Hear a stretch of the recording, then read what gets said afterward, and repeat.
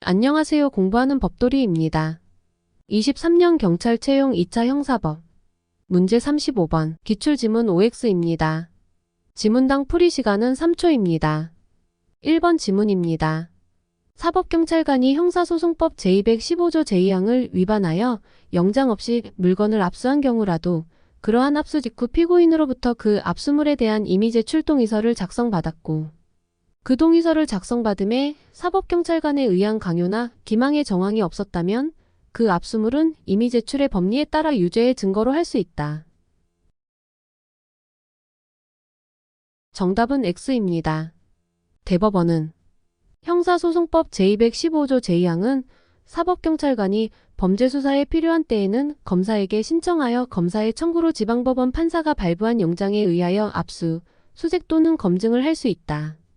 고 규정하고 있는 바 사법경찰관이 위 규정을 위반하여 영장 없이 물건을 압수한 경우 그 압수물은 물론 이를 기초로 하여 획득한 2차적 증거 역시 유죄 인정의 증거로 사용할 수 없는 것이고 이와 같은 법리는 헌법과 형사소송법이 선언한 영장주의의 중요성에 비추어 볼 때 위법한 압수가 있은 직후에 피고인으로부터 작성받은 그 압수물에 대한 임의 제출 동의서도 특별한 사정이 없는 한 마찬가지라고 할 것이다. 라고 판시하였으므로 틀린 지문입니다. 2번 지문입니다. 기본권의 본질적 영역에 대한 보호는 국가의 기본적 책무이고 사인 간에 공개되지 않은 대화에 대한 도청 및 감청을 불법으로 간주하는 통신비밀보호법의 취지 등을 종합적으로 고려하면 제3자가 권한 없이 개인의 전자우편을 무단으로 수집한 것은 비록 그 전자우편 서비스가 공공적 성격을 가지는 것이라고 하더라도 증거로 제출하는 것이 허용될 수 없다. 정답은 X입니다. 대법원은 공무원의 지위를 이용한 선거운동 행위로서 공무원의 정치적 중립 의무를 정면으로 위반하고 이른바 관건선거를 조장할 우려가 있는 중대한 범죄에 해당한다.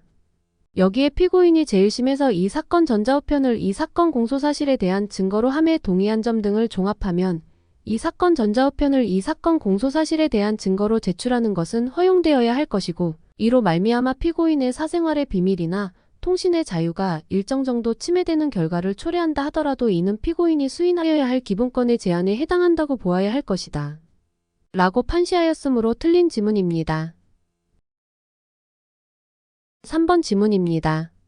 형사소송법 제218조에 의하여 영장 없이 압수할 수 있는 유류물의 압수 후 압수조서의 작성 및 압수목록의 작성 교부 절차가 제대로 이행되지 아니한 잘못이 있더라도 이는 위법수집 증거의 배제 법칙에 비추어 증거 능력의 배제가 요구되는 경우에 해당한다고 볼 수는 없다. 정답은 O입니다.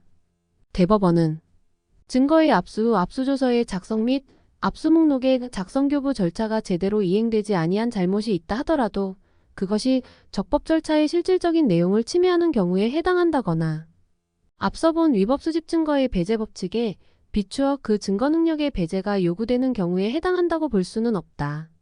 라고 판시하였으므로 옳은 지문입니다. 4번 지문입니다.